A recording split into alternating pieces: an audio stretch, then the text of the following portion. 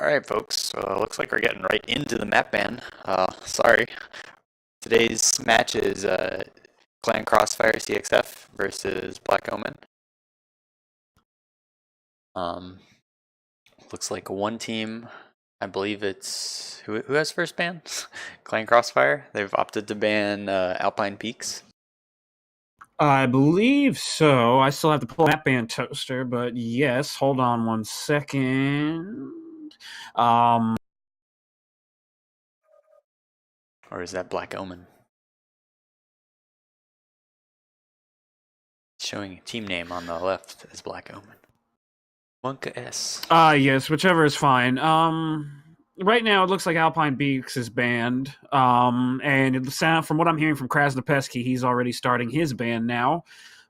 Which is interesting because Alpine Peaks was actually a really good match, and I guess we'll have to introduce ourselves formally after everything's said and done. I guess Toaster. Yeah, flying by the seat of our pants here. Flying by the seat of our pants at 5 a.m, just the way everyone likes it, right? Yeah. Well, maybe not 5 a.m. for wonderful Australians or even Californians. Over there, it's probably 2 a.m. But, for us poor people here at the East Coast, slaving away under the shadows of New York City and Langley, Virginia, and Washington, D.C., just 5:30 in the morning. I don't know about you, but I have my sugar drink ready. Yeah, I've already drank mine. So... Alright, it looks like second ban comes out. We've got Viridian Bog removed from the pool, followed by River City. Okay. So we're down to Terra Therma and Rubelite Oasis. We're going somewhere hot. Kind of the opposite of what we saw the other night. And it looks like it's Rubelite Oasis, which is an extremely interesting choice because Rubelite Oasis has seen quite a bit of comp recently, but from what I've been hearing from some rumblings, it's not exactly the favored map. Yeah, it's kind of hard to play. I mean, all the levels, if you get a light pick, it can degenerate very quickly. But let's go back to the main page here and, formally introduce ourselves. I'm Toaster. I'll be main cast doing the camera work and all that, and here with my lovely co-caster. And I'm Saruman of many colors, everyone's favorite local idiot who likes to scream real loud into his microphone, make some crazy proverbs and alliterations and metaphors in order to try and enforce home the point of this and that and try and add a little bit of excitement. So, but you know what? Before we begin, how about that 1v1 tournament, Toaster? That was pretty cool, MWO Leagues had a lot of viewers. There was a lot of excitement. The matches were really close, especially the match between Stimrog and Bowser in the 1v1 tournament, which came down to Bowser, I believe, being cherry red, overheating himself, and Stimrog not even having any weapons. Yep, Bowser going a little too ham with the overrides there, but it was a great tournament. And for a good cause, too, and donations for Riding Wolf, who I assume has run into a bit of personal trouble. Always count on this community to come together and help a fellow out. Yes, definitely. And it definitely shows the power of the MWO community. It shows that it shows how they come together, For sure. All right, so it looks like teams starting to get locked. First map of the night going to be heavy tonnage, full conquest, 575, 625 tons on Canyon Network. Saw this tonight. Everyone's familiar with this map. It's an oldie but a goldie. What do you think we'll see? Think we'll see more Lerm spam like we did the other night? I think that we actually might see Lerm spam, but at the same time, JGX might want to try and feel the waters with CXF. While CXF is a Div B team, they're generally an unknown quantity right now. Oh, we have Lizzie telling the chat to spam Kappa 123. Let him know that I... Little does he know, Kappa 123 is not an emote. You have to do Kappa then space 123. For all you pro Twitchers out there. Lerm God doubting the 300 viewers as being legitimate. I would like to say no, sir. I don't think they're bots, although the viewers might be a mix between people actually clicking on the channel and people, just exploring the front page. A nice little mix and match between the two. And before the match begins, since CXF seems to be taking their time, let's go into the rosters. Now, obviously, we kind of have an idea on JGX. They competed in the tournament, and they have a mix of some highly top-level pilots along with some faces that competed in the WC. Lizzie standing out. Lizzie's actually been a huge champion. He was a big reason as to why Eon Synergy won the WC 2018. Even though it was stock, he was still pulling numbers between 600 to 800 damage. And the Annihilator, the guy is a pure aiming god, I would say, definitely on the level of Bowser and Chimera. And I'm going to be honest, I'm not sure if anyone in CXF can really stand toe-to-toe with him. On the light side, you have Krasnopesky, Navid, and Dogmeat, all who have some skill and experience in light pilots, and also within the heavy lance, you have Gojil and Pasha fleshing that out as well. Pasha, actually, I made a little bit of a joke to Kraz saying that I thought that he would be a little bit of inexperienced coming in, because there was a while where him and Data took an extended break from MWO, but he's definitely proving me wrong because he's just lighting things up. But what can you tell me about CXF? Do you know anything about them, Toast? Well, I recognize some names: CXF, Nicaro, Doomguard, Steelwater, Captain Cat. They've been around. They're good. They're solid pilots. I think the big thing, if CXF wants to win this, they've got to abuse their team cohesion, right? Black Omen's kind of a mix. They've got a bunch of JGX guys, some XD5, Eon, some of the 228 Aussie group. Whereas CXF, all those same beautifully identical CXF tags. So I think really if they want to win, they've got to just work as a better, more cohesive unit than Black Omen.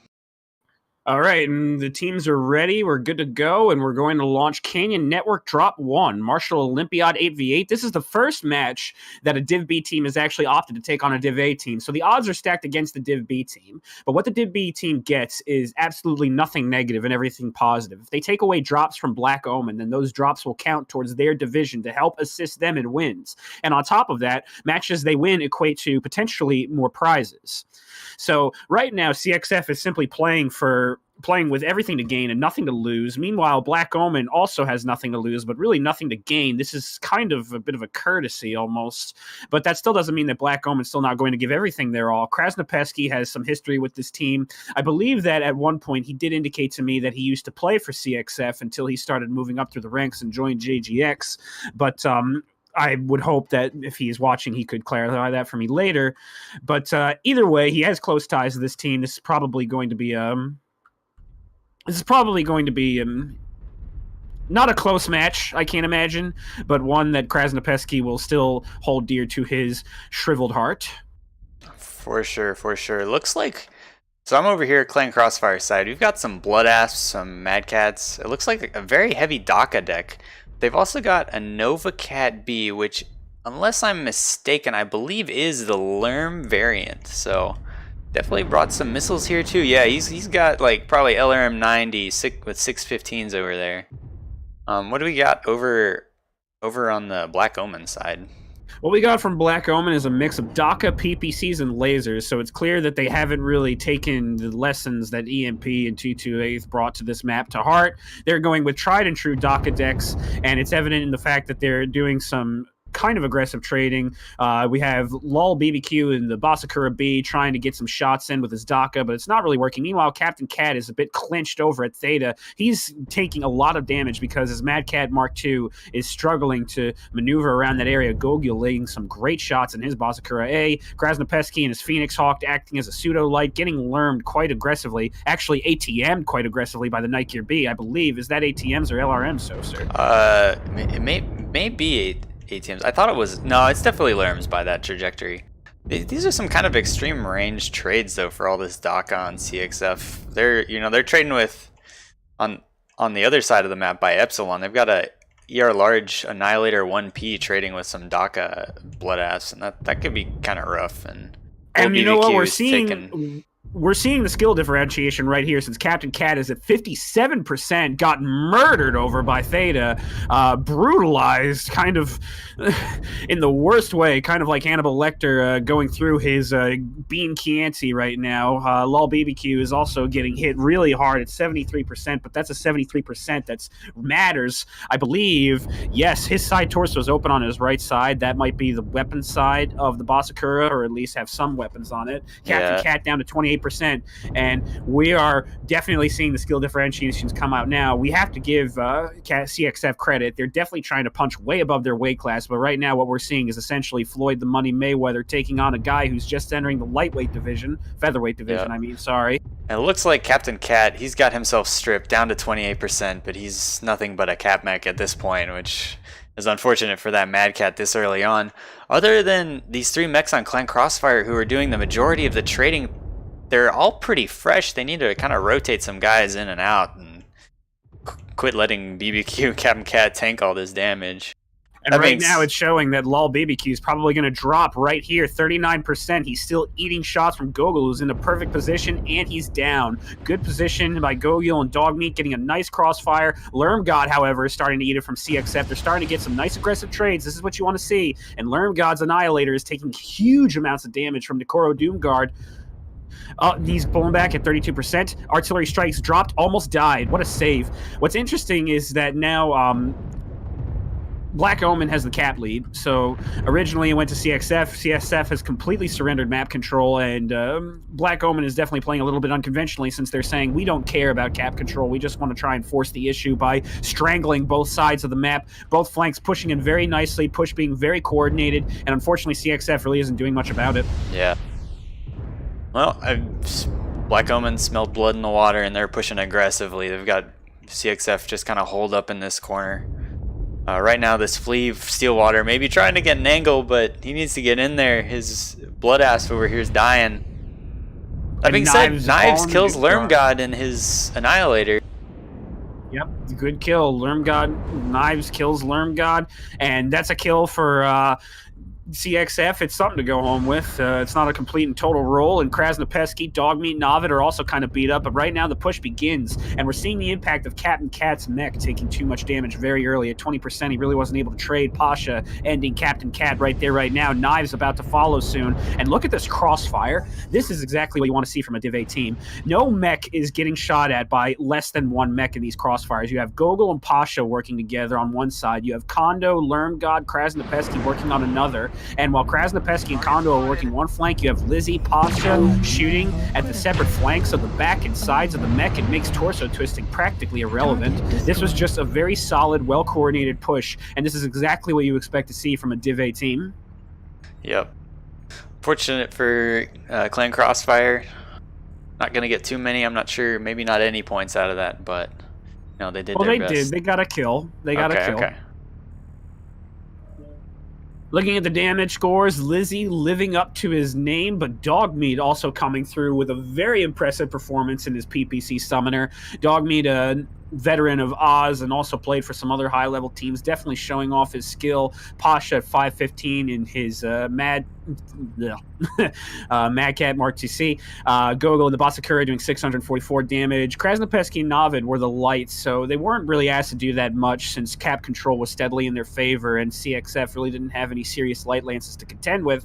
But then if you go to the other side, TK87 putting in an impressive performance at 733 damage, EXK 560, so there were definitely some heavy hitters on CXF, but it just wasn't enough team coordination all around, and Captain Cat definitely feeling the brunt of the force. 41 damage only in a Mad Cat Mark II. That's just not acceptable.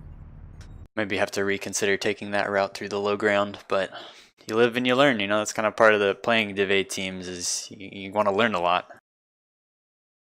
Exactly. And it's that learning experience that I feel that CXF wants to take away the most from this. I would almost say that CXF and potentially Black Omen would see this almost as a scrim more than an actual comp match. But I would still imagine that CXF isn't going to pull any punches, and I don't think that Black Omen would do them a discourtesy by pulling any of their own punches either. We're seeing exactly what the Black Omen can do skill-wise, and it's showing in their mech choices. Lizzie taking his favorite Annihilator, the rest of JGX taking tried and true mechs. The Basakura, from what I've heard, is a very solid Daka mech, and it's just going to be interesting to see if CXF can pull out some more kills and maybe an upset win. For sure, for sure. We've kind of gone over the end score screen. Want to go to the map strat and talk about what happened? Of course, let's do it. All right, so draw me what you saw. draw you what I saw. Okay, well, what I saw was that CXF tried to get a little cheeky taking these positions at Theta. They had Captain Cat moving here. Or maybe not Captain Cat, but they had one mech moving here, and they had other mechs supporting along this line at Team 2. And then meanwhile, you had Krasnopesky and his team egress constantly, just making a solid cohesive push. The Phoenix Hawks went around this side, the Annihilators and Mad Cad Mark IIB went around this side, and then they had Likes pushing up the middle to make sure that Theta was theirs. And what you saw essentially was just this constant egressing movement, like this just constant flanking movement, basically this march between these two flanks at Charlie 3 and Charlie 5, strangling CXF, who was pretty much for the most part wrong color. We're going at it again. Strangling CXF, who was pretty much in these positions, stuck in these positions, and were constantly on the retreat. They really were never able to hold much ground. They had the cap lead a couple of times, but it was basically them just trying to forfeit the rest of the map, retreat to B4, Charlie 4 coordinates in order to try and pull up better firing solutions and try and get crossfires of their own going. But it was just a solid, concerted double envelopment by Black Omen. And yeah. I'm willing to bet that this probably isn't even like a super major plan that they had. This was just something that they knew. This was something that was instinctual to them. This was something that they would do in any situation if they can smell blood in the water and put their foot on the gas. And it just shows the comp experience that Black Omen is bringing against CXF. Like this coordinated, cohesive movement probably did not require much comms. Like, obviously, there probably was comms for push, but I'm willing to bet that you didn't hear anything specifically saying one team pushed Charlie 3, another team pushed Charlie 5. The members of Black Omen were all experienced enough to know exactly how to push, what cover to take, what trades to make. And it just punished CXS severely, and it punished them doubly so because Captain Cat, whether he was at Theta or whether he was below the Caldera, I didn't get a good look. He just got punished severely at 20%. Yeah, Captain Cat, he'd kind of pushed kind of down this valley, and I think maybe got almost maybe not even further than that little land bridge over there, and until he got started getting pounded by the guys from Radio Tower. Normally, if you're Team 2, you kind of want to see maybe a little bit of aggression from your faster guys moving in D3 to try and get, Team 1's guys out of Radio Tower. Otherwise, that's kind of what happens. Your team gets balled up in Charlie 3 and has to drop back to Charlie 4, Bravo 4, and then, it's just kind of shooting fish in the barrel for Team 1. They march their guys up the around the Delta 5 corner and up to Charlie 3. All right, so before we begin this match, let's get a giveaway going. Drop one early giveaway. Start this off nice and quick. Toaster, is our giveaway tool working? It is. Let me add all these wonderful viewers we've got. I want to kick myself and yourself out and Moobot. What? No. I'm not Saruman. I'm someone else. I'm Moobot. Just kick Moobot. Leave Saruman. That's it. Just leave it. Too late. I've been foiled. Oh. All right. Let's see. Who is gonna win? And so what's this first code for? I believe that it's either for 500 or 1,000 MC. These are all MC codes to assist fellow MechWarrior pilots in getting what they need for. So either it's going to be 5,000, 500, or 1,000 MC. I'm pretty sure they are 1,000 MC codes. All right, looks like Slave Labor wins. Slave Labor of RJF fame, EU comp scene. Congratulations, sir. Be sure to whisper either myself or the good Mr. Saruman, and we will get you your codes. Oh, excellent. Slave Labor, well-deserved. He was another guy who performed very well in the 1v1 tournament, and Slave Labor has been a staple of tie-level 1v1 matches for a long time. Staple of RJF, highly skilled light pilot. When I was competing way back in the CWX 1v1 tournament, he was one of my first matches, and when I was fighting against him in my light, I was in the Arctic Cheetah, or the Jenner, I believe. He was also in an Arctic Cheetah, and we were just going after each other's legs, and it literally came down to the wire. It's been a while since I played. At this point, he might even be a little better than me, although I would definitely like to argue that, no offense. Slave Labor, I'm just that kind of guy, but definitely an extremely skilled light pilot, arguably one of the best right now. Yep, for sure. We saw him in one of our first casts when we were streaming Silken's MWA League. That was a long time ago, but That was a very anyways. long time ago. Lots of fun, too. A lot of interesting builds there, and because of the rules of the Goon 1v1 tournament that just came by, we also saw a lot of interesting builds in that tournament as well. Yep, for sure. So next match, we've got 350 to 375 tons on the Mining Collective. What are you expecting to see here? Last night, we saw some like really kind of min-max decks where they had like some slow, heavy Overwatch that couldn't reposition combined with some really fast mover brawly mechs. And then we kind of saw EMP, they brought, I would say, a more kind of mixed deck. It was not really one way or the other. They had a little bit of everything. I don't know exactly what we're going to see. All I do know is that I have a feeling that CXF is going to bring something that might be more in line with WKL and 42 brought. They're probably going to bring some brawl, some speed brawl. Meanwhile, I believe that Black Omen is going to mix it up with some DACA trades. And we're going to launch the map, though, and we're going to find out. Black Omen's going to still be Team 1 in this. They're going to switch to Team 2 next match. I think that what we're going to... as I said, I think that Black Omen, they're going to put a lot of trust in their ability to shoot at long ranges and to maneuver. They're going to... they're going to definitely bring some range to back up the brawl, since no high-level comp team in Div A really believes in total brawl. Like some of the Div B teams might be a bit more to do, and that just comes down to the fact that speed brawl or full brawl is a bit easier to execute than a combination of range and brawl, since you need to require a lot of team coordination for those kinds of pushes and movements. It's almost an art form that Div A teams have when they're able to successfully coordinate range support with a brawl movement, to where you have a Night Geyer from 500 meters away being able to shoot effectively the same thing that the brawling Kentaro with Flamers is able to shoot. Yeah, it's definitely an art form, trying to make sure that you know not only where you should be going, but where you should be going so that your teammates can help you. All right, so I'm here. Match coming down. I'm over here on the Clan Crossfire side. Looks like we've got some Assassins, an Arctic Cheetah Shard. First time we've seen that mech. Linebackers, and a Javelin 11A. So they're definitely very fast. They're looking to go all in early, it seems. What do you got on the Black Omen side? Black Omen went for a bit more of a balance. They have Phoenix Hawks and Vulcans along with the Piranhas and Assassins, so they're not full Assassin, which I actually applaud, since the Assassin is a bit of a deceptive mech. Its reputation is kind of bolstered by the fact that its hitboxes are a little buggy.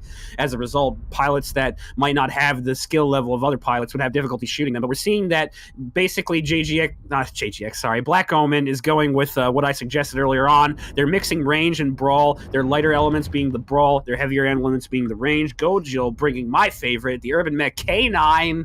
Awesome. Gernhawk trading with Ultra 5s. They haven't put in too many PPCs, not as many as 228. 228 had 3 PPC mechs last time we saw them in Drop 2. They've only went with 1, since their Night Geyer is a mix of... but it looks like the brawl's going in anyway. Yeah, Clan Crossfire's got an interesting split. They've sent some Assassins and Jump Jet mechs kind of around to the left to try and harass these guys on cakes.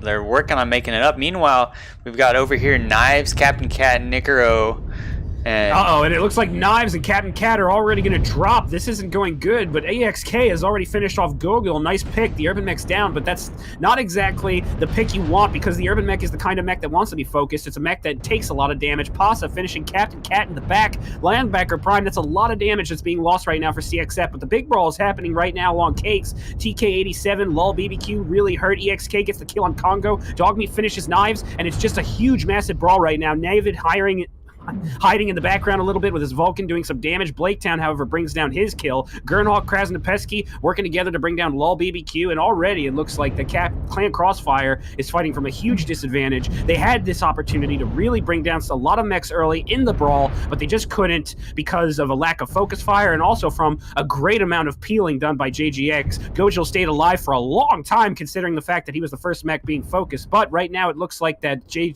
Black Omen is being... goes down. Looks like CXF trying to get Pasha and that Hunchback down. Will they make it?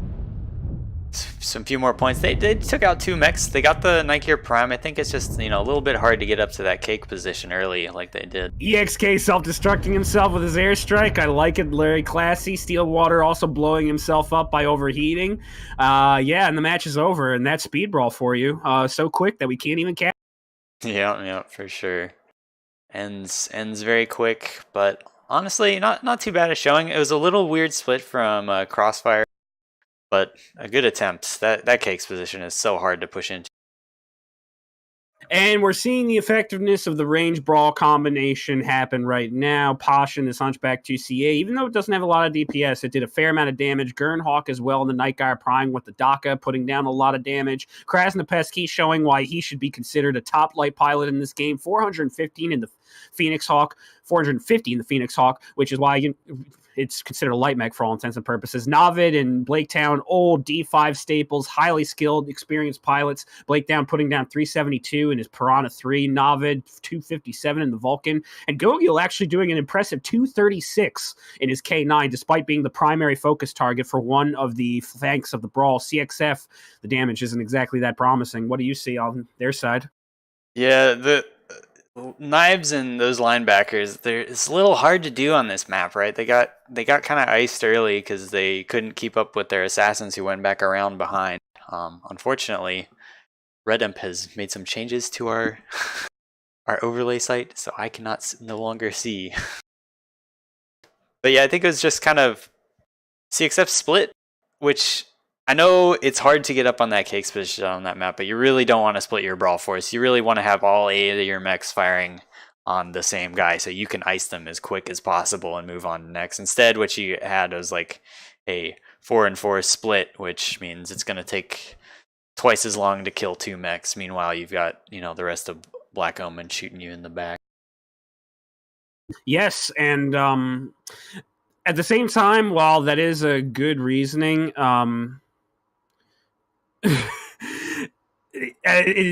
there is some reasoning to it, though. I believe that splitting the push might have been better if there was a bit more weight on the heavy side attacking cakes. Yeah, if sure. the Night Gyre and the Hunchback were able to be brought down a little bit quicker, then perhaps the brawl over on the other side was able to succeed. And this is that crossfire that I'm talking about with Black Omen's experience. Like, you saw that the Night Gyre and the Hunchback, even though they were being shot at the back, they were still twisting and turning. And when they couldn't get shots on the brawl team that was right on top of them, they were getting shots on the brawl team that was essentially trying to target their lighter elements stuck on the underside of the cat point. And it just shows that awareness is exactly the key to basically Black Omen's success against CXF so far. It's that high-level skill that's being demonstrated, and it's also demonstrated in the way that the lights kind of flank in and out. Krasnopesky, he was able to really shade out very quickly, and that's why his percentage was very low. He was able to just kind of go in and out and strike and do exactly what a light pilot's supposed to do in that scenario. Same thing with Blaketown, and you even saw from Gojil, the Urban Mech K9 is not a mech that can move fast, but it is pretty deceptive, and he was able to kind of just weasel his way out by hiding within the cakes on the underside of Mining Collective to protect himself from fire and buy himself a little bit of time while CXF was trying to find him and focus him. Yeah, for sure. Want to go, how about we head into the map strat right now real quick and see what's up, kind of recreate what we saw. So let's see. For Black Omen, you had their main force kind of sitting up in what we like to call cake's position because of those rounded, almost cake looking like objects. Then they had, Navid and some of their faster Vulcans kind of sitting up right on the circle up against Theta, pop the UAV up there, and then, maybe kind of backing up here as necessary. Meanwhile, Captain Cat and the Clan Crossfire boys, they ran kind of straight up here, up to Theta. Some of them went around, and this is kind of where the split happened. They sent their faster guys with lighter guys with jump jets up kind of around behind cakes. Meanwhile, the linebackers kind of toured around and kind of jumped on the Vulcans and lighter elements of Black Omen. Unfortunately, the they just weren't able to kind of seal the deal quick enough, I think, with the guys up on cakes. They did manage to take out a Night Gear, which kudos to them for doing that. That's definitely a high priority target to take down, and he was not able to shoot at the linebackers. But the linebackers, I think, just had a little bit of issue maneuvering. Just lack of jump jets down in that area can be hard. And overall, it ended up just kind of going Black Omen's way, I think, probably just because they outshot CXF. Well, at the same time, I think that while a split push can work, the way CXF might have executed it was a little bit, what I would say, questionable. If I were them, I'd try and focus more of my assassins on this high area and just try and focus down the Night Guy or the Hunchback and other elements as quick as I can, since basically this area is perfect for the elements that Black Omen brought into this match. It was all light elements, and they were all pretty much able to navigate all these basically these fuel tanks on the lower area and use them as makeshift ways of cover and ways to duck in and out of the fight in order to divide CXF's focus fire. And CXF, credit to them, they did maintain some focus fire. Gojil did go down, and the damage numbers were still pretty high. There were some low percentage mechs on Black Omen, but the thing is that Black Omen, at the same time, their mechs knew exactly what was going on, and I believe in their minds they probably thought that they really weren't in much danger because they basically had this low ground cover to use. If I was CXF, I would have tried to, basically, the push that signified here, this push, I would have undermanned it a little bit more, put more assassins on this push, more jump jet mechs, and try and hit this from multiple angles and hit it from this side as well, which I believe CXF tried, but they eventually kind of ducked around and hit this side, abandoning that far left flank. But once again, CXF, for all intents and purposes, they still brought down teams, and the percentages were not exactly perfect. Yeah, no. There were a lot of hurt mechs on Black Omen, and kind of the nature of MWO is once you get a mech lead, it's hard to come back, and you can get a lot of guys low, but it's just kind of getting that one extra kill advantage above your opponent, and then it can snowball from there. But overall good showing from CXF. They definitely had a good plan, or a strong plan going in there. They knew what they were doing. Just kind of probably getting outshot there a little bit. It's so hard to pin down those light mechs in that kind of mid-low area, like you said, too. It's just all those little levels and little roundabout things, and those Vulcans, they just jump around. And I'd just like to take a time to point out that this is where Black Omen's Light Lance is really showing off their skill. It is against a Div B team, but it's against a skilled Div B team. I believe CXF did win Div B in Battle for Midway, and Krasnopetsky is definitely no slouch. He's one of the top light pilots in the game. He helped JGX get very far. It definitely feels like JGX really hasn't had a staple light until he got there, and Blaketown and Navid definitely trained with definitely trained with me and Charlemagne back in the day, but later on went on to establish themselves. Blaketown, I believe, was a highly top contender in Solaris for Season 1. He was owning all the brackets and has shown in his own right that he was probably one of the best players in Dropship 5, probably underused. And Navid, same thing. He helped 228 go far in the WC as well. Assisted Val, who is also a highly skilled strategist and light pilot on that 228 Aussie team, in taking them the distance. And while in the end, 228 Wild Ones didn't actually go anywhere, sadly, it really wasn't from a lack of skill. It was just the fact that they were playing up against overwhelming odds. They had Eisengrim, who was a fairly well-ranked team to play against them. They had contenders, like they had Madge, they had Quicksilver, they had X from SJR, they had the best Eisen pilots that available, like Taragato Assail, but at the end, Wild Ones just kind of hit a brick wall in EMP and also hit a brick wall in some top-level EU teams in the losers bracket. So there's definitely not a want for talent on Black Omen. Definitely some top-level talent. Whether they'll be able to contend with Charlemagne and Celt, that remains to be seen, but the way they play today, I'm honestly excited, and I think that if they keep playing like this, that we might be able to see them contend against Charlemagne and Celt and potentially knock them off their top light spot. For sure. All right, so now we have swapped teams. This time, CXF will get the cake side, as I like to call it, and we'll see what Black Omen wants to do against that.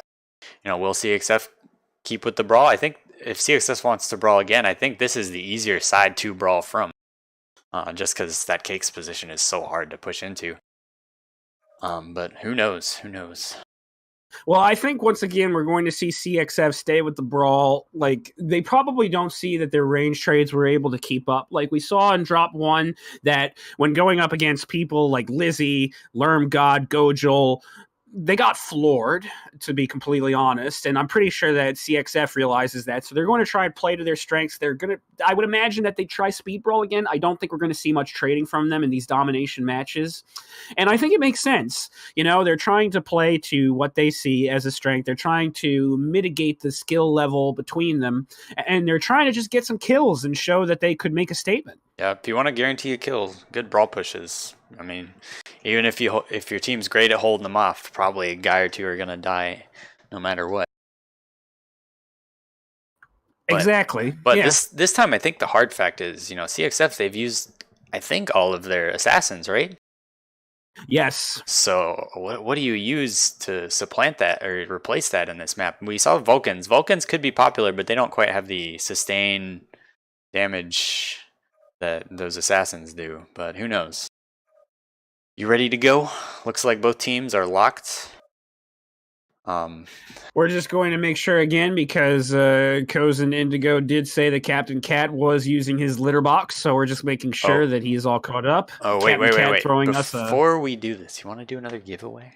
Thank you for reminding us. Let's do another giveaway. All right. Let me get over to the giveaway screen. We're going to reset the participants, add viewers.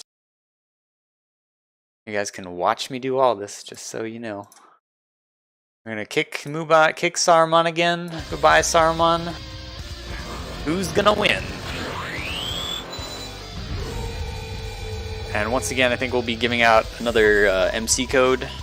Just try and message either me or Saruman, or maybe Live is in the chat. Well, I don't know. Live probably doesn't have the codes. Message me or Saruman. I'm not sure I'm in the chat though. Haha. All right, and it looks like they're getting antsy, so let's finish this giveaway. The Virgo Pros. Let us know that you're here and message us, and we'll get you that code.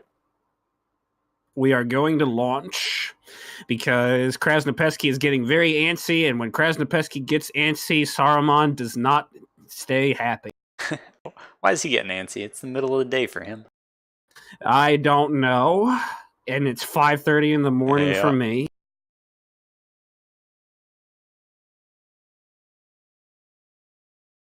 Yeah, and yeah, no, as I believe Live is pointing out in chat, you know, CXF they might not have won a match around yet, but they are getting more kills. You know, we saw some like 8-0, I believe 8-0 or at least 8-1 decisions in the EMP versus 228 match. So, you know, CXF isn't making this easy on Black Omen, that's for sure.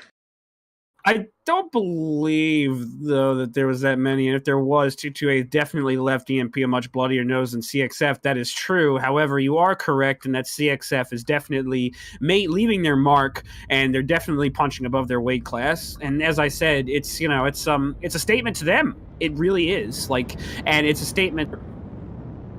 I guess brave is the wrong word, since it is a comp match. It's not like this is, you know, a war, or like they're the Somalian militia going up against the evil US-backed mercenaries or whatever like that, like some movie plot. But they're definitely punching well above their weight class, and it's definitely got to be a little intimidating to know that you're going against a team this good, a team this top level, a team that has players that won the WC. All right, so I'm over here on the Black Omen side.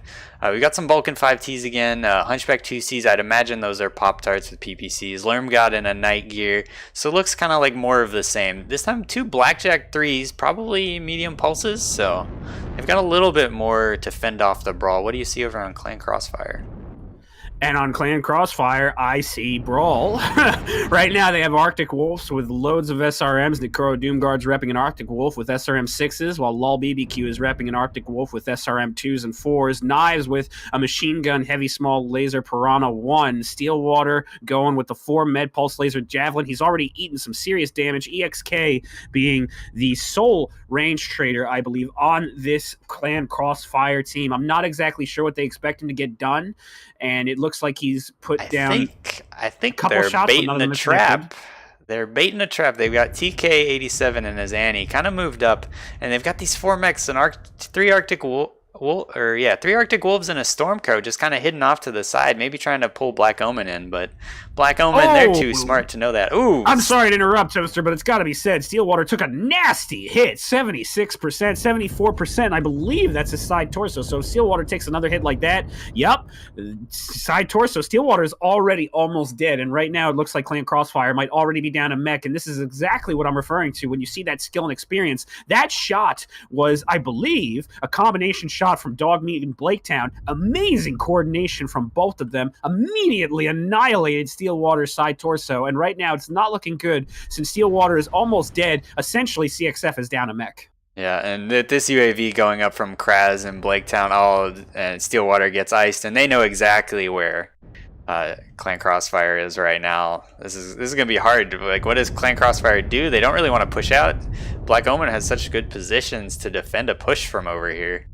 Knives is trying to contend with Dogmeat in the circle, although it's really not working. All he's doing is eating medium laser fire from Dogmeat, medium pulse laser fire, if I may be a little bit more corrected. And Dogmeat's receiving some help from Pasha. Blaketown also coming in with the Vulcan. Captain Cat, I don't know. Captain Cat's going in. Looks like the Arctic Wolves are going finally. But it looks like that they see an opening, and there's a good reason why. Strikes had brought down Gojil and Pasha to 53 and 72%, but look at the way they're rotating. They're rotating in and out of combat, and they're making it extremely difficult for CXF to even jump on them. CXF completely lost Pasha and Gojil, and now they're going after Navid, who's much more fresh, and Krasnopesky were up top, receiving support from Lermgod. Lermgod knocks off Knights. Beautiful shots. Krasnopesky knocks off Nikoro goes down. Knives is down. This is rough for CXF. They've got all these landlocked mechs. Yeah, literally uphill. All these landlocked mechs that can't get up to where Black Omen's kind of sitting. And right now, Gojo wipes out Kozin Indigo. Just a beautiful shot. EXK gets the kill on Gojil. Very good. He's trying to pick up some kills where he can, and he might be able to get a few since Dogmeat's 44%, Pasha's 67%, and much of it is in his center and sides. TK is getting brutalized, though, by Blaketown. It's not even fair right now. Blaketown's just kind of hovering up around him.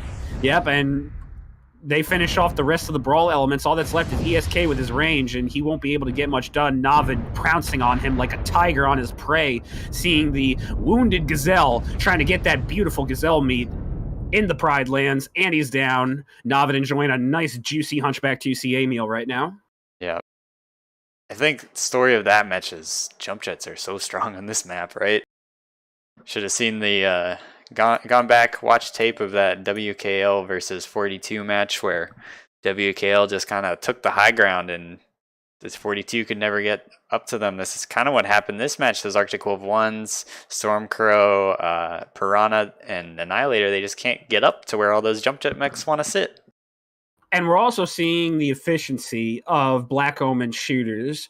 No one did over 400 damage, and that's actually a good statement. It shows that really they were on top of all their shots. The highest damage player was really Dogmeat in his Vulcan, and it was only by like 5 points of damage to Pasa, 12 points to Krasnopesky, around 17 points to Lermgod. Very, very close, tight damages. And to be fair, Gernhawk might not have gotten that much damage in simply because the match didn't last long enough for him to really do work in his Hunchback.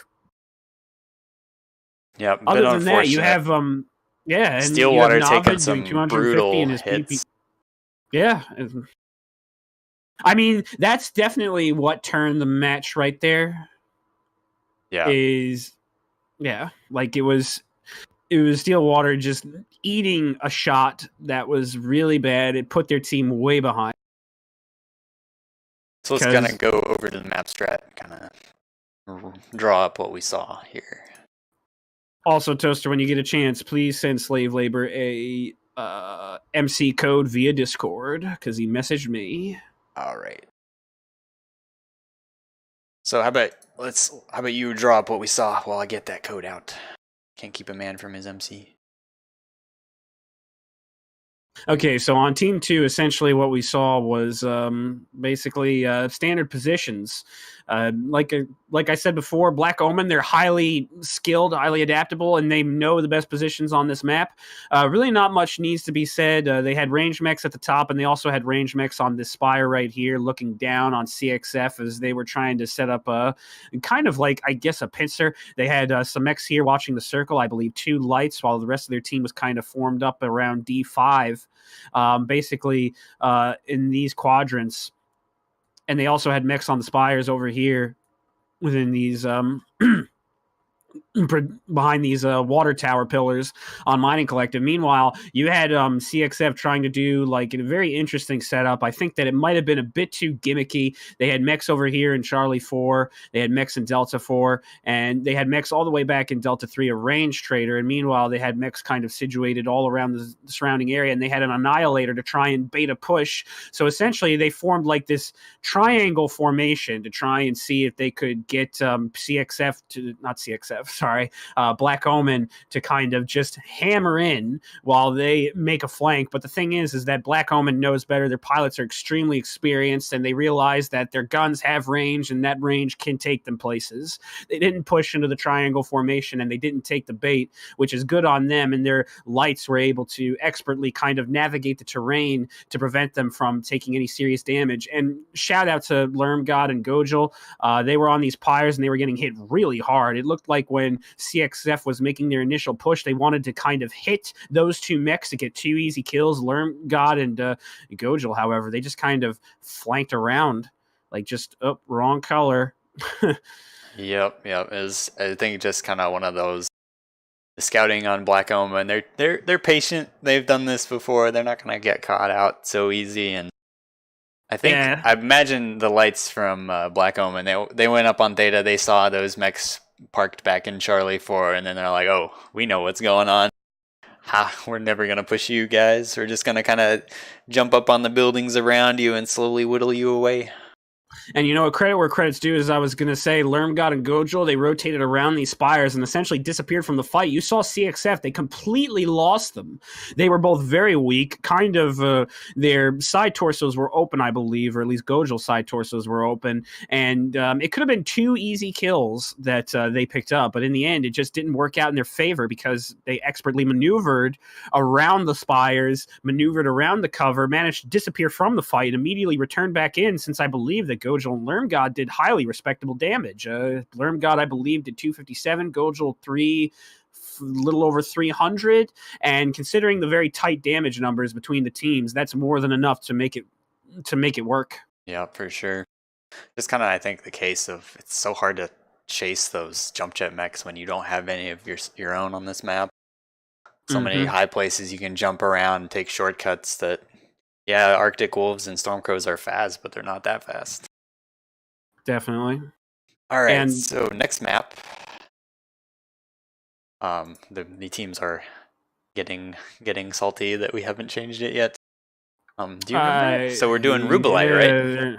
Yeah, Kraz. That's Kraz. He wants to stay on top of things. So yeah, well, we will go to Rubelites.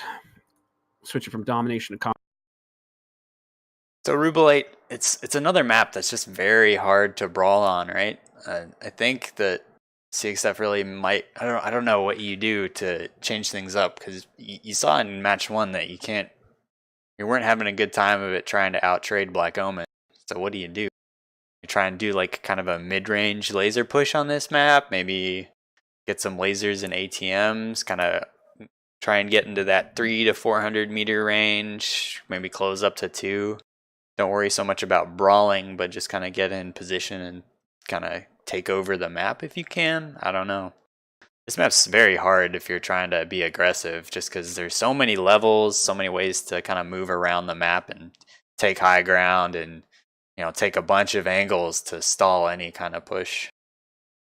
Yep, and the thing about Rubelite is that there was generally a process that basically the side that Black Omen was on was the stronger side because it had the high pillars. But then as time went on, Team One side was considered the stronger trading side because it had more angles and kind of more spires, more high ground for basically heavy and assault mechs to trade from. So opinions on Rubelite have differed wildly as to which side was stronger. I think right now the overall consensus is that Team One side is the stronger trading side. But once again, XF has shown a little more success brawling than they have trading. And once again, I think that they're going to try and play to their strengths as much as possible, even if their strengths aren't necessarily what would be best for the map or best for the drop. And they just want to try and get some kills and maybe sneak away with a match win. Yeah. And this is kind of one of those maps where maybe you can kind of try and bait the enemy light mechs into your streak mechs. And if you do that, you can just win on caps because this is a very hard map to control with, heavier mechs. It's easy for light mechs to kind of skirt around the edges, abuse all the different levels, and, sneak past you and go off capping and kind of keep the game alive. So we'll see. And the interesting feature about this map is that Theta Point, it's kind of up top on a hill. So from both sides, it's like on a hill, you really can't see much until you actually crest over that hill at Theta. So you're definitely right. If a team's smart, they can have some streaks set up and basically gank a mech that tries to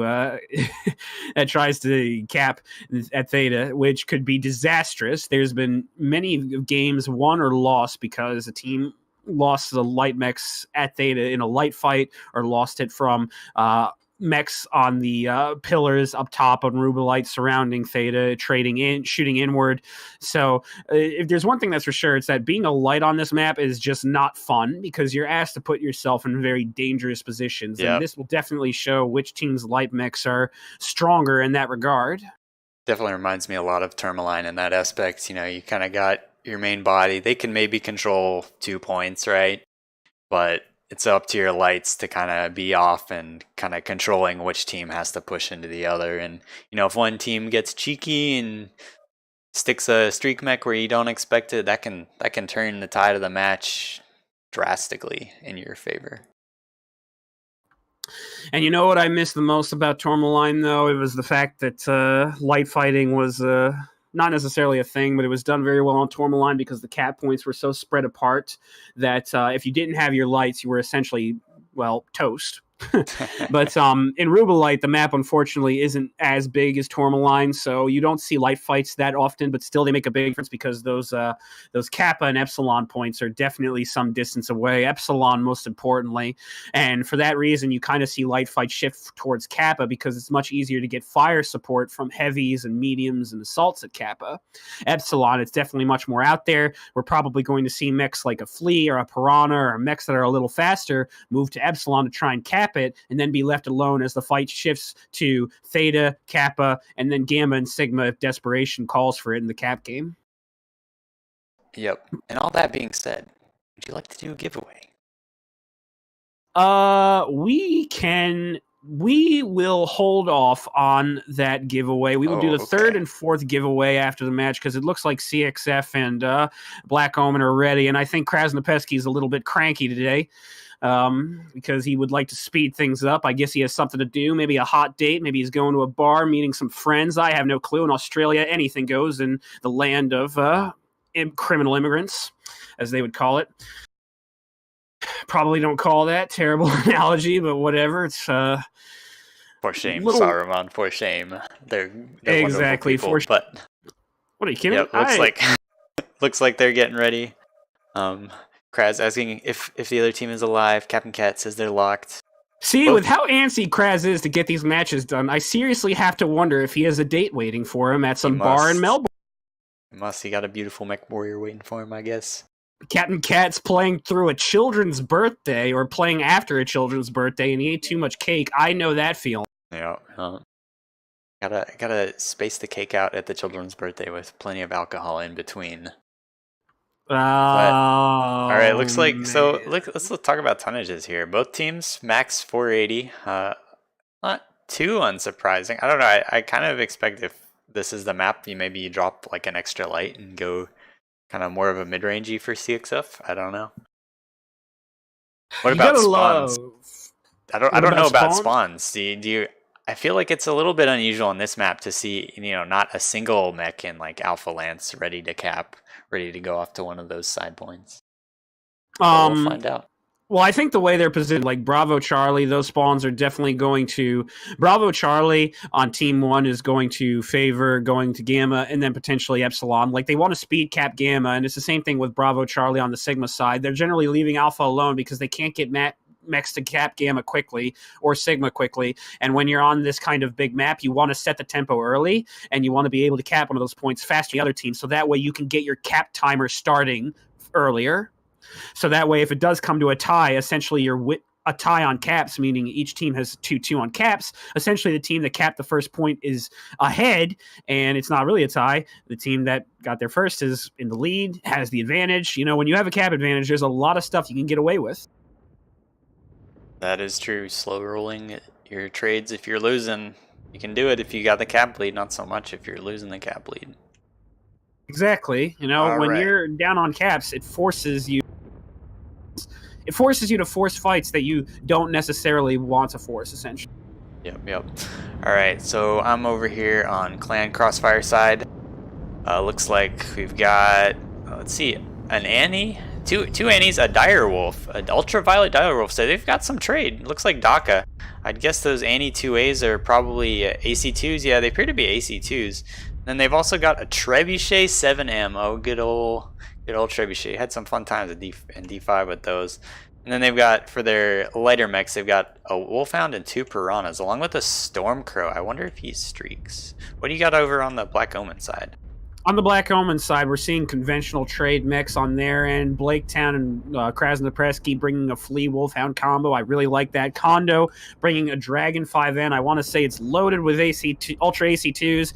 And yes, it is. Lizzie bringing the Mad Cat Mark II with 2 Gauss, 2 ERPPC. Brutal trader. That's a 50-point alpha, and he's going to be able to hit every single one of those 50-point alphas accurately and with amazing precision. Pasha and a Mad Cat Mark II.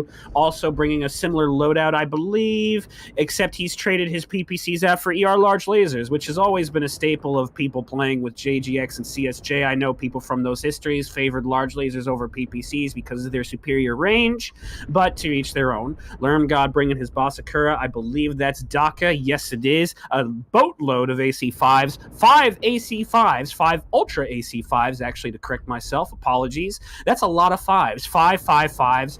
Everywhere 5s.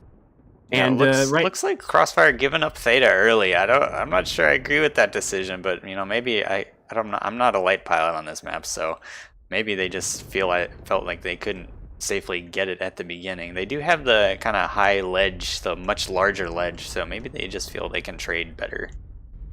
But see, the thing is with Clan Crossfire setup is that their lights really aren't getting any eyes on the enemy movement, and that's disastrous in my opinion. Right now, Black Omen's moving free reign, and there's no actual scouting being done, and we're seeing it because of the not great trades that Clan Crossfire are making. Captain Cat already down to 88% after suffering just a few salvos, and right now it looks as though Nikoro Doomguard's eating some damage as well, down to 92, Captain Cap 73, and what we're seeing right now is kind of a disadvantage in trades. They have 2 mechs trading against 3 to 4 at any time. I believe the Trebuchet 7M is trying to launch some missiles, but to no avail. Yes. And just look at Black Omen's firing lines. Nice, crisp firing lines between these 2-3 mechs, splitting up their crossfire very evenly, making it very hard for CXF's assaults to find any cover. This is just textbook play. We saw it in Drop 1, and now Black Captain Omen is Cat already taking some serious damage, already at 44%, while he's got like 5 mechs on his team, nearly 100%. Nicker, these are not... the Doomguard goes down in his Ultraviolet. Off. And I think that might have been a headshot. Yeah, Lizzie's asking if it's a headshot now, and I believe it since Nikoro Doomguard still had a lot of health left. Captain Cat's down to 44%, so essentially right now Clan Crossfire is down 6 to 8. Clan Crossfire, if they could find a way to pull the Cap game back, they might be able to squeeze or salvage something, but right now it's just not looking good, and it's an uphill battle. And yeah, Lizzie got a headshot on Nikoro Doomguard. Right now we've got Clan Crossfire over here taking on the lights of Black Omen. They've snuck their Wolfhound and Stormcrow, who is not streaks, he's lasers. They're kind of fighting these lights of Black Omen, but Black Omen has Overwatch here, so I'm not sure this is a great fight to be taken. And right now, Krasnopesky and Blakedown aren't committing to any strong push. They recognize that the Stormcrow Prime, the lights, that they're down a light advantage, and they're perfectly fine because Clan Crossfire isn't trying to aggress on the light. Steelwater has gone down, yes, and this is not a good light fight for Clan Crossfire simply because they're not finishing any fights. They're simply taking their time, and Blaketown and Kraz didn't even have the support of Navid, and it was evident that they didn't need him because, once again, CXF really didn't do any aggressive maneuver to try and force the issue on that light fight. Right now, it's 5 mechs down, 5 mechs up for Clan Crossfire, all 8, all very healthy 8 mechs for Black Omen, and Captain Cat still at 4. Captain Cat just went down, actually, as I speak, and Shotgun Fist, another mech that just went down very quickly, and the dominoes fall. Yeah. These two piranhas, maybe they can try and pick a kill, but it's going to be hard. Black Omen's not going to split up. Oh, and EXK gets lagged, so that's probably the end of it for him. Yep. Cozen Indigo's trying to pull something out, but he will not be able to do it. And we're going to get an 8-0 decision in favor of Black Omen. Extremely well executed. Yeah, just seemed like maybe the AC2s weren't quite the answer, or they just losing trades so early on. Makes it hard to keep up. Lizzie, once again, leading the pack. Almost 700 damage, 3 kills, standing fairly well head and shoulders above most of Black Omen with the exception of Learn God, and that's without farming damage since he got a beautiful headshot on Nikoro, and it's shown because Nikoro only did 88 damage. TK87 trying to make something work in his Annihilator 2A, leading the pack easily with Clan Crossfires in damage at 556, but once again just wasn't able to make anything work, and we're seeing the unfortunate ineffectiveness of the Light Lance, which is Charlie Lance in their engagement against Kraz and Blaketown.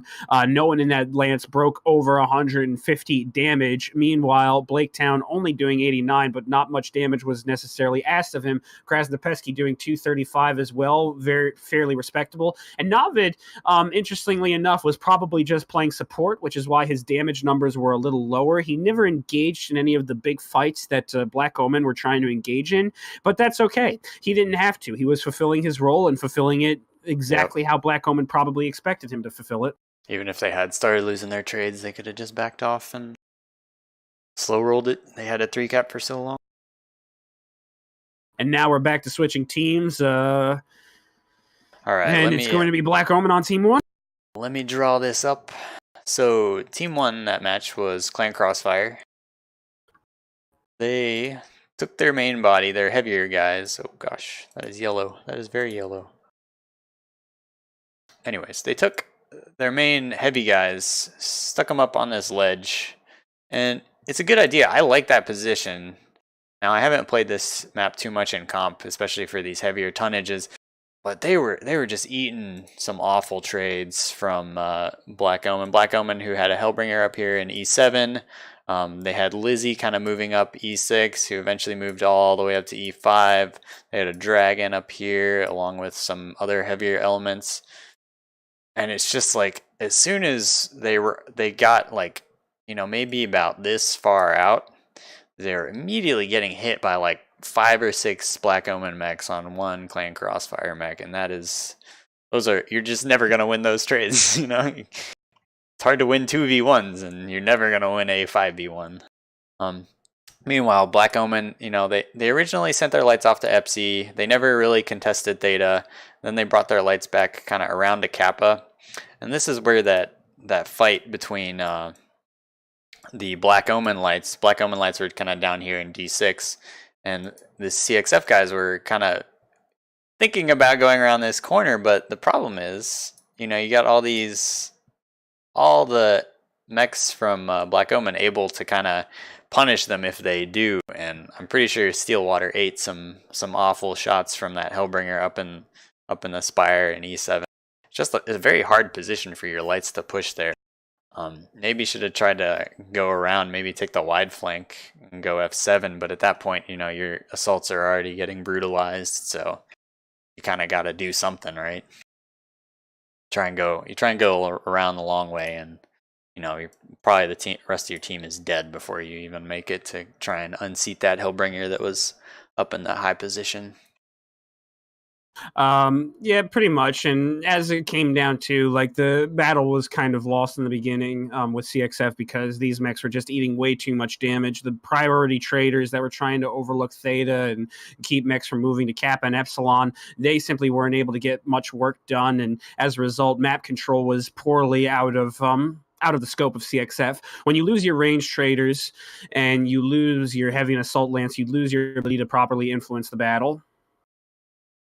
Yeah, sometimes you just gotta tell your guys, like, don't even try to trade. You gotta wait, let your lighter, faster elements kind of get in position, and then kind of all pressure at once. It's very hard to learn that level of patience, especially in like this high level comp play. But you know, it's something you gotta learn.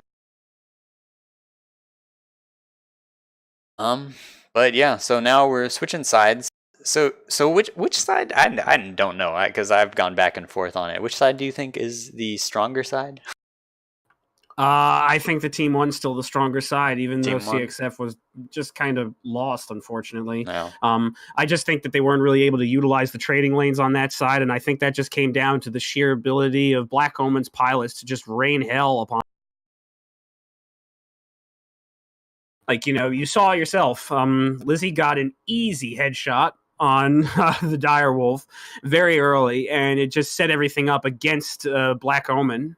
And they were fighting an uphill battle from there because losing that Direwolf was a huge problem for them. And it just catapulted further because Captain Cat wasn't able to sustain any of his trades, taking way too much damage early and often.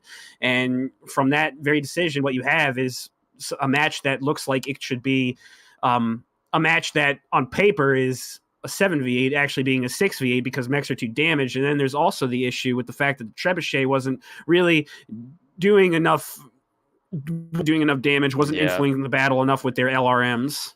It's kind of I think the lesson we learned from Alpine is just a little bit too long range. Yeah, those LRMs technically can reach out to 800-900 meters, but really you want to be in the 400-600 meter range to actually be able to lock people long enough and after they are trying to back into cover so that they hit. Also, while we're waiting on CXF is here, we'll save the two giveaways after drop 5. Aye, aye, sir. So yeah, be switching sides. Wonder what CXF will do. I believe is I don't know what mechs are main for each other team. I wish we had a spreadsheet for this, but CXF used 2 Annies there. I believe they're probably out of Annies by now. They had the Annie in the other mining drop. So I wonder what they'll do differently this time. They've definitely kind of taken the route of trying to make more homogenous decks. I would say, have like a couple of the same mech all in one drop, and once that drops over, you don't really see him again for the rest of the match. But who knows? Maybe we'll see more kind of laser trade. Maybe we'll see more PPCs. Maybe we'll see my favorite PPC summoner, but I'm not honestly sure it's any good anymore. The PPC summoner, unfortunately, is lacking in DPS, I would imagine. It's kind of been on the downslide, especially with mechs like ATMs and LRMs getting stronger. But, I mean, that's just the way the meta shifts. For the longest time when MWO first started, it came down to pop sniping. You had pop sniping Jenners. You had Raven 3Ls with the streak setup. Yeah. You had the Cataphracts. Yeah, those Ilya Muramets, just PPCs and UX, or later PPC and Gauss. I don't remember exactly how the meta shifted. Well, the traditional cataphract build way back then, I believe it was two UAC 5s or one UAC 5 and two PPCs. Yeah. So it was just and they with the jump jet changes at the time, before the jump jet changes, cataphracts and victors would just fly sky high into the air, like go into space and then drop back down. And then as clans came in, laser vomit started taking over and becoming more prominent. And then now we're starting to see a shift towards ATMs and LRMs, indirect fire, because of how strong they could potentially be on maps, the DPS they could push out, and the buffs that they were given.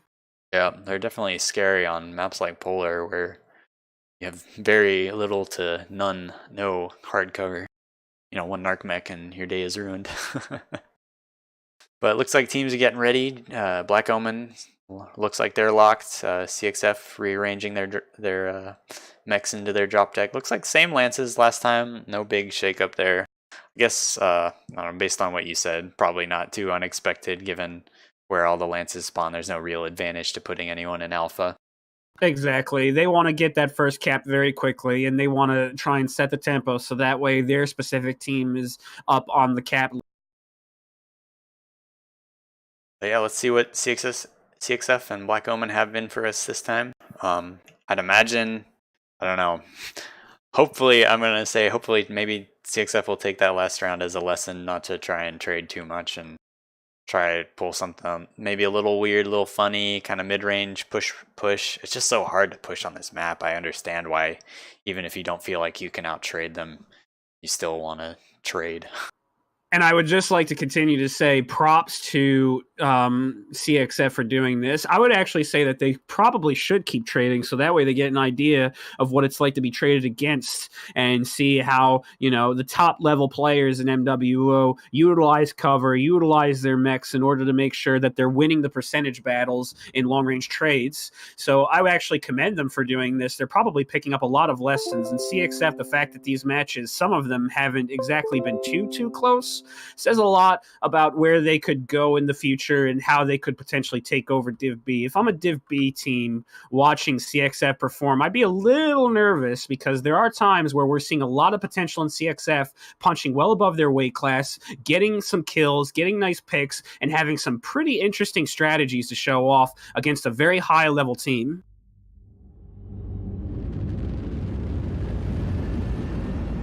GLGFs are going out. TK, Cat and Cat, respecting the opponent, the insurmountable task they faced of trying to bring Black Omen to their knees. Unfortunately, they failed 4-0 decision.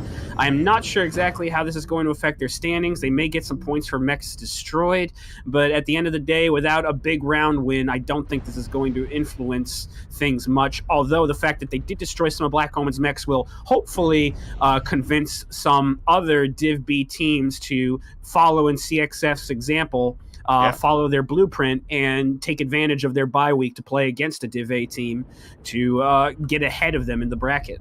Yeah, it's free points, man. Well, not free, but you got to go through the school of hard knocks. I remember I was Marine mech pilot, playing D5, getting wrecked, learning how to trade. Looks like we got a little bit of competition. And right now, Steelwater is in high water right now. He needs to get out of there real quick, and he did very intelligently. UAVs are still up. I believe that is the UAV for CXF. They see the 3 lights on Theta right now. CXF might be trying to take advantage of that by getting some caps at Kappa. The heavy lance for Black Omen still hasn't taken position yet. They're still on the move, and we're seeing a similar thing with CXF. Basically, both teams plotting their time, but we're also seeing that the Flea on CXF is trying to make a move towards Epsilon, which is very dangerous. Steelwater, once again, at very risk, in very high water, because Blaketown is on the way, and if they get into a 1v1, I do not have a lot of confidence that Steelwater can win that, since Blaketown is a highly competent 1v1 pilot. Yeah, we've also got some action up here. Matamosa in this Vulcan, kind of, I don't know, maybe a little bit out of position. He's going to have a hard time getting out of here without taking some serious damage. In essence, he already has, down 83%. Yeah. The match is still early, and while none of the damage is in any components that are meaningful, any components that are dangerous, he's not exactly there yet, and now he is rightfully pulling out. I actually believe now that I spoke too soon. Is one of his legs open? Nope, that's just arm damage. So right now, Matt Mosea is still in decent condition, but it remains to be seen that he did take a lot of damage. Posture down 82%. CXF is getting some decent shots on him, but they're paying for it big time with EXK, Mad Cat Mark IIc taking a lot of damage, down 50%. Looks like the faster elements of Black Omen are going to kind of hang around here, try and pressure Captain Cat and the rest of these CXF guys, try and keep them from coming around this corner. I think these CXF guys just need to push them and say, you know, we out-ton you over here, you need to get out of here. And oh, looks like we got a fight going on. There's a disastrous flank right now. Close and Indigo and TK87 are completely isolated from the rest of their team. This is bad. It's essentially a 4v2, easy 4v2, and I'm not sure if the Vulcans will be able to outpace the Javelins. It looks like they won't. Cozen and VL and TK are trying to get out of there as best they can, but they're also taking some trades, and this is dangerous. Blaketown Cozen gets legged before he makes it around the corner. They've got another Vulcan coming in, but yeah, Cozen is down already. Too late. That was a very poor light fight to take. They were outnumbered. They had no support from their heavies and assaults.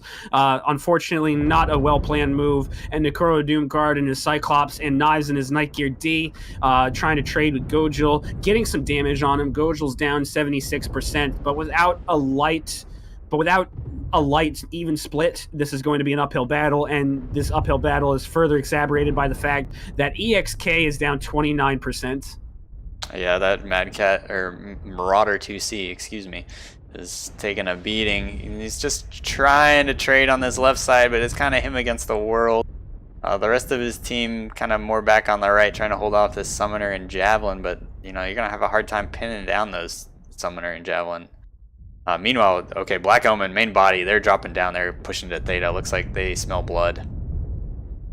Yep, Black Omen are like, this is drop 5, we just want this to be over. Let's close the gap, let's push him in, and let's do this. Zermgod leading the way with his Zeus, Lizzie with his Annihilator 1P, and the main body of CXF is just brutalized right now. Knife 74, EXK down 26%, practically dead. Captain Cat is actually pretty healthy right now at 78%. He's trying to carry the brunt of the trades, but it's just not working, just dropping strikes and trying to get damage wherever he can. Yeah, but I think that it's safe to say that the match right now is it's I would say that it's almost essentially over. Like, cap advantage is completely lost to CXF. They forfeited the entire map. Their light lance is very strung out and weak. If they win this, it would take nothing short of a miracle.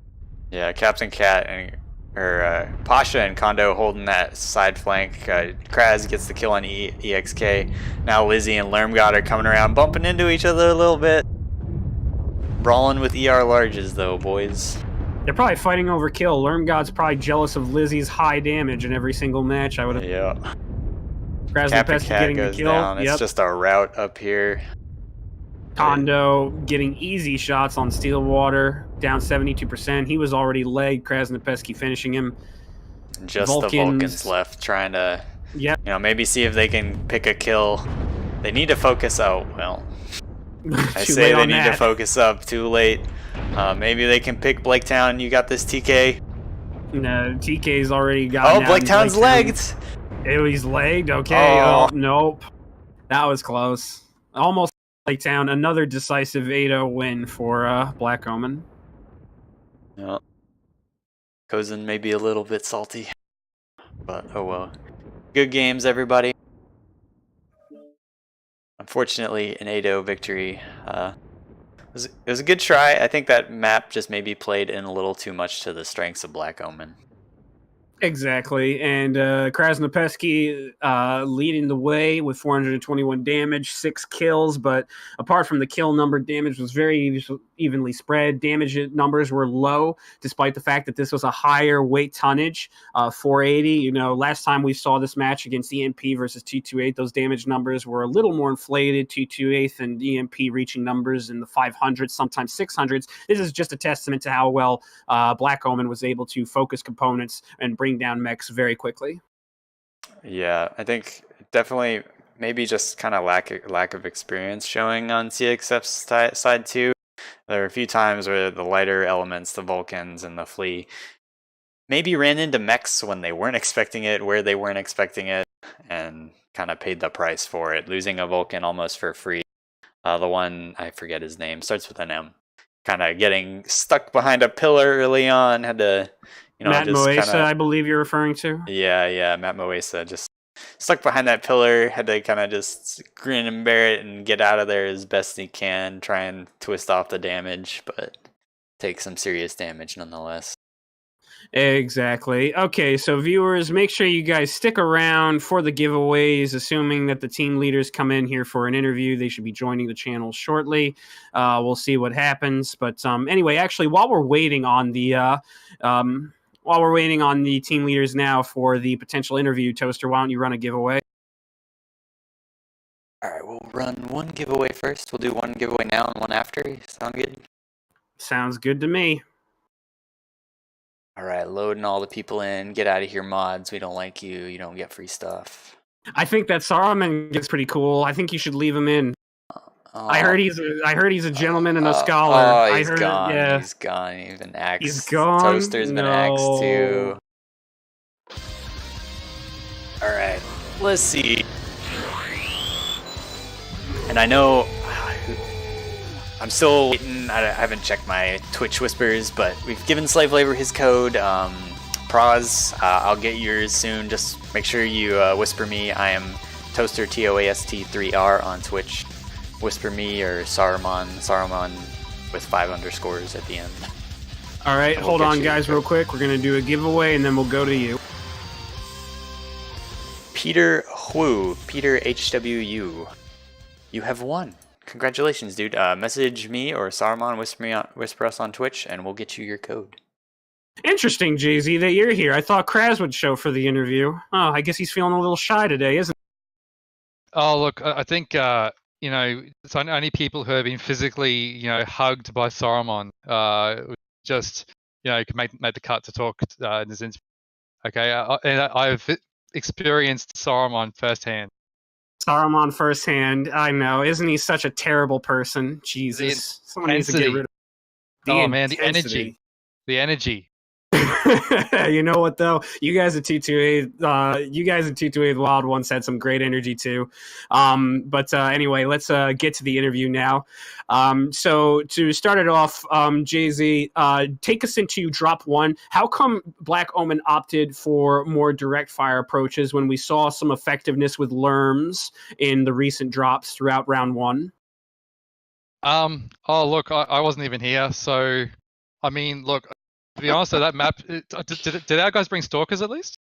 I'm not sure if they brought no, they didn't bring stalker, Jay-Z. Oh my gosh. Oh man. No Wolverine. Saruman, how so you're saying you casted this match, you didn't make you guys play stalkers or Wolverines, man? EMP brought more stalkers than you guys by far. Oh, exactly. Oh, no. Yeah, it was a shame. Yeah. Oh, well, we probably went direct fire because, we want to be taken seriously, I think. Well, we don't, but maybe we do. I don't know. What do you think? Yeah, I don't know. So to recap for Jay-Z here, I don't know. Jay-Z, your team kind of opted for the Annihilator 1Ps were a big favorite of your team. Your large boats with single heat sinks. Yeah, single heat sinks. And don't overcook them. And the Phoenix Hawks, are the Phoenix Hawks just kind of your stand-in Vulcans because you can only use so many Vulcans? Oh, pretty much. Also, they got ECM just in case there are any, range shenanigans afoot. They're little floaty umbrellas, Definitely. And now, to take us away from drop 1, drop 2, Captain Cat. What was the thought process behind your team? Why did you go so brawl heavy when we've seen some effectiveness with teams bringing a mix of brawl and? Well, if we just went straight trade versus Omen. I mean, about the best I could say about these drops is that they kind of went how I expected, right? Is that, I was able to predict a lot about what they might do. And then I was able to, obviously build my drop decks to at least have a go at doing something against them. We saw how effective that was. But, actually, I'm pretty happy with how my guys went tonight, actually, because, we got a few kills and, we represented ourselves well, or at least individually some guys did, which is great. And, came out of it with a smile on our face, which is, one of my key goals for tonight. But going brawl, we can kind of maybe throw a bit of a spanner in the works for a ranged trading deck, and once you can get in close with something like that, it's really a cat among the pigeons, and there was some limited effectiveness there. Yes, definitely. And I saw that you guys did the same for Drop 3. Take us through that original setup you guys had on Drop 3. It looked like you were forming kind of a triangle shape on your setup, and it looked like you were trying to from what Toaster saw, and I kind of agree with him, it looked like you were trying to potentially bait Black Omen into a push. What was the thought process behind that? Yeah, exactly that. We set up the Annihilator with the heavy course in a very inviting position, just right across the ramps there, and had a little bit of Overwatch and a few jump jetting mechs, but mostly it was brawly stuff again, hiding on the flanks, trying to bait them into the push, which never quite eventuated. We maybe jumped a little bit too soon when we saw them forming up on the other side of the ramps there, thinking that they were going to push over, and then they hadn't quite got ready for doing that yet when we started engaging, and went in a bit sort of piecemeal and dribs and drabs, and it didn't quite work out. Yeah, I hear you. It was a good match all the same. Jay-Z, just a quick thought. What is Black Omen's reasoning for picking Rubelite of all matches? I understand that it's not exactly everyone's favorite comp. Well, look, what I think in terms of the terrain and 3D, it's a nice three-dimensional map. You got to play a lot around with the cover, both side peak, hill peak, and all that. Things that stalkers are really good at. So, we played to that to maps that we like. And just found it was just really dynamic. You can play cap game, you can play kill game, range, brawl, you can do whatever you want. It's a good fun map. Pretty sure. What? Sorry to interrupt. I thought you were done. Carry on. No, you're right. No, it's just a good fun map to play all around. And Saruman hasn't casted too many matches on it, so we thought, you know what, let's give him some experience right off the bat and make him cast on Rubelite. So. You know what though? I've done many matches on Rubelite, and I love it and I hate it, so it's all good. But you love it and you know what? Oh, perfect. I have a love-hate relationship with it. It's like Angelina Jolie and Brad Pitt. When the lights are on, I pretend to like it, but secretly I just want to slap it around and just divorce it and pretend it doesn't exist. And now, Jay-Z, personal question for you: are we going to see more Jay-Z in these comp matches? I was hoping to see you play, man. Oh yeah, me too. No, I was out, and I got back in time to catch up on homework. To just watch the last couple ones, but yeah, now it's all good. A little bit earlier match than I was expecting. That didn't usually works me on a Sunday, but that's all good. Yeah, full credit to the boys. They pulled it out. You know what? Credit to you too. You've turned into a very good streamer. Actually, Odin and I were talking about it, and Odin was, and I'm not sure if you remember Odin Steed, but he was very impressed with how you build. Yeah, like he really likes how you're explaining things. Like a lot of Aussie people seem to respect you, and now you're kind of holding the standard up along with Kraz and Ash as like the faces of Aussie comp, which is really cool. Yeah, it's good fun. Yeah, it's good. Also awesome. Three of us actually met together, in person in Vancouver last year. So yeah, it was awesome. It was hanging out, and of course, met Saruman in person. If you want to see the loudest, sweatiest dude screaming across a bar to hug you, that's Saruman right there. That is. Oh, I wasn't sweaty at all. No, that was you. I'm sorry. You guys were actually really hot. Like oh my gosh, get a room, you two. Like I'm from New Jersey. I live along the beach. I'm used to hot temperatures. Sweat. Unfortunately, yes. I don't sweat. It's actually kind of a beautiful thing. When you go to the gym, you don't sweat, and it's amazing. I don't even have to take a shower half the time. It's beautiful. Okay. I've got a question. Pulling some Donald Trumpisms going. Capricat. So Rubelite, your team was favoring, I'd say, Brawl for the most part. Would you reconsider the bans to try and not get Rubelite?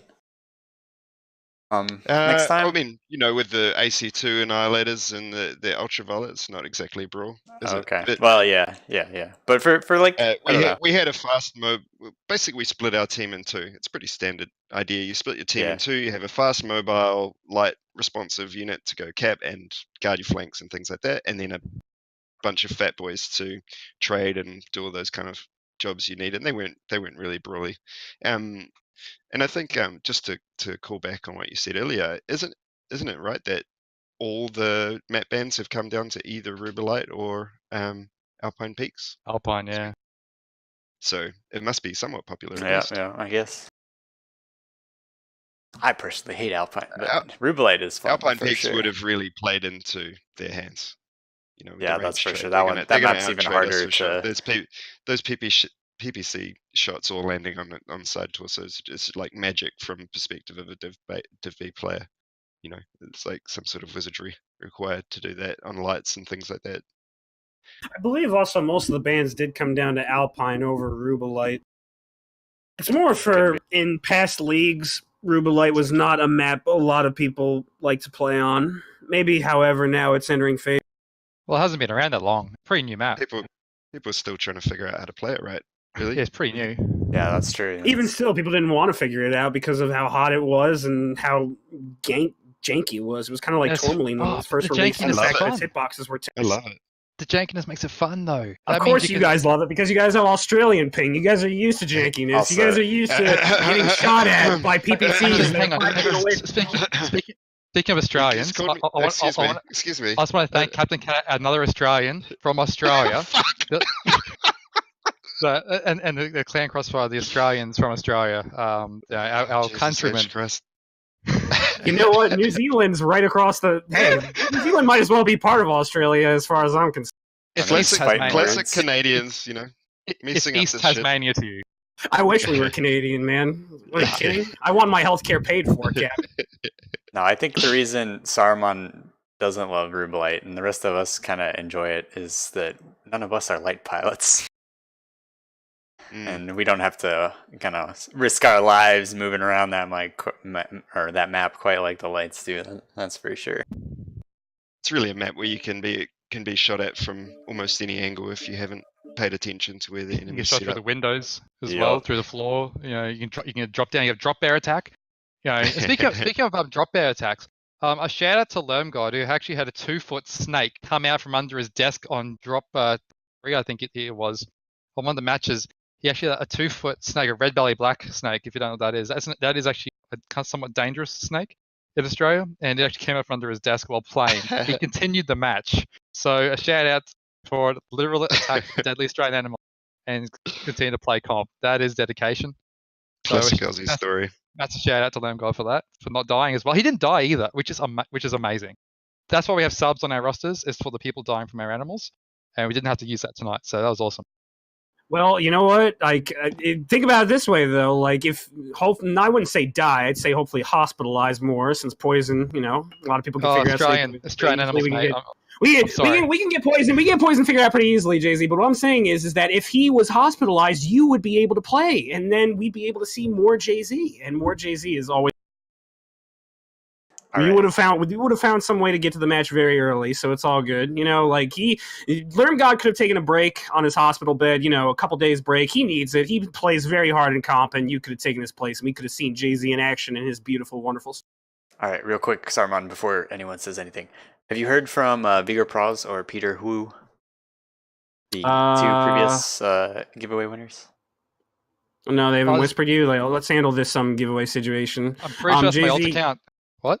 Yeah, yeah. Okay, Jay-Z, good try. You have enough MC. You don't need it. All right, I'm gonna re-roll those 3, and I'm gonna announce it in chat.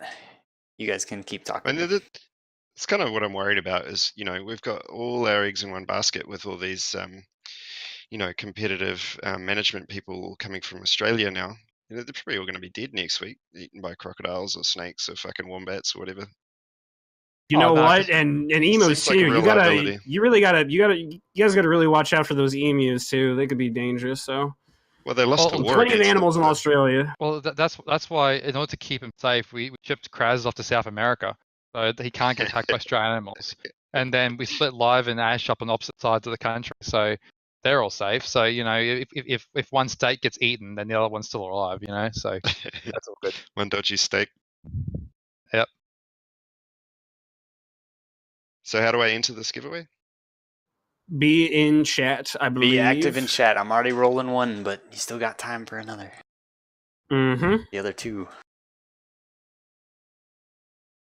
Anyway, I mean, good. Yeah, good I saw you're in guys. chat. It's you know, going into it, I had like 4 goals. One was win every game. Obviously, that's going to be my first goal. Second goal was win our game. Third goal was represent ourselves well. Fourth goal was come out of it, with our integrity and morale and all that kind of stuff intact. And I think at least they achieved some of the last 2. So, for sure. You definitely got the third and fourth ones, because I actually, caught up on homework and watched the VODs while we've been training. And look, I've been playing CSF for a few years. Always, happy and awesome to see you guys give it a crack. See how you've improved, even, over the last couple of years. It's been great. So, seriously, huge props for giving it a crack. For those that don't know, playing cross time zone comp, something I've done, for years now, is really hard. And for CXF to keep doing that as a team, playing cross time zone, so that yes, they're mainly New Zealand and Oceanic region, but they're actually playing the NA Div B. They're playing cross time zone, so not only cross firing, they're cross zoning, and it's it's a big ask on them practice IRL management stuff. So huge shout out to them. Seriously, these guys are doing awesome stuff. So and no matter what I do, and no matter what time zone I play, what division, what region, I always end up playing against Jay-Z. how you going? Wait, Toaster, you've already done 2 giveaways already? Oh wow, dang! You are on the ball. Stream is on a 5-minute delay, so Detrex, you just won, and Rock Solid, if you're there, you won. Excellent. Okay, yeah. So just keep them rolling then, since we've got one more code, I believe. I got one more to do. That's awesome. Look at you. Hopefully someone accepts these, man. Giveaways on 5-minute delay is rough, let me tell you. Yeah, because I can imagine that. Because it takes them 5 minutes to even message you, so you're like left in the twilight zone for a while. Yep. And I'm guessing this is the final giveaway coming up. Yep, final one coming up. Who's gonna win? Hopefully not Jay. No. I'm telling you, he doesn't need it. He's got that stream income, and he's got plenty of Knives one. Knives, is that Knives of Knives. There we go. He's a bot for sure. He's a bot. Okay, so should we re-roll it then? He's a bot. All right, let's re-roll it then, Toaster. Don't give it to Knives. Let's find some other person. Knives, I got a code for you if you want one, bro. Knives is a nice guy. He's awesome. Knives is a lovely guy. He's the cheekiest member of Crossfire. He always keeps me on my toes. What are you gonna say? When you say he's a bot, I'm like, oh, CXF's doing hotboxing now. Oh man, New Zealand's population's really gone down. There you go. Knives. All right, Knives is proven here. His non-botness. He says, "Yay! I won something. Absolutely awesome. I won something. You know what? He won the hearts of the viewers with the fact that he stood up against Black Omen and might have died, but he didn't blink. There you go. Get a kill. I think he got a kill on the first drop again. He killed Limgod, didn't he? Limgod, yeah. He killed Lermgod. Okay, bonus points. Can we get him 2 MC packages? I'm tempted to if these other people don't pipe up. Knives has killed Lamgod when a 2-foot red belly black under his chair could not. Oh man. Alright, well I'm gonna go try and maybe catch up on some sleep. Thanks for interviewing Captain Cat and Jay-Z. It was a pleasure watching your game. Yeah, School hard knocks, but great games nonetheless. Our Div A game is out of the way now, at least. That's a real they only get easier from here. No, I remember World Champs 2016 when I was a young Marine mech pilot. First match we played, I believe, was against Imperial. And then I believe our second match was Steel Jaguar, so I know how it feels. Rip that Band-Aid off. Easier from here. Div B is bloody competitive this season. Yeah, it is. There's a lot of really good teams in there. Yep. Anyway, thanks guys for casting. Always appreciate that. And Cheers for casting. Yeah, it was a lot of fun. Good stuff. Peace. All right, have a good one. See you around, eh? See ya. See you, Jay-Z. All right, Saruman. Well, it's been a long morning, an hour and a half of casting. Got any last words? Got any last words? I hope that we will continue to see Div A in the future. prosper. I hope that we will be able to cast some more great matches. I can't wait to see the long-awaited Black Omen versus EMP match. Lots of very good storylines in that one. It should be a lot of fun to watch. It should be a lot of fun to for sure. see in action. Some very good teams in Div A this season. Should be some really close matches. We already saw 228 Blackwatch versus EMP, and it was a nail biter. So I expect nothing but better matches to come. So Definitely. Thanks for watching, everybody.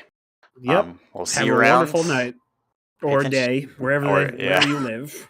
In the country that matters, United States, continue sleeping. I'm kidding. Have wonderful cast. Thank you very much. It's the viewers that make the channel, and enjoy it and blow some stuff up. Yeah. GG's, everybody. Good night or good morning or whatever. Bye.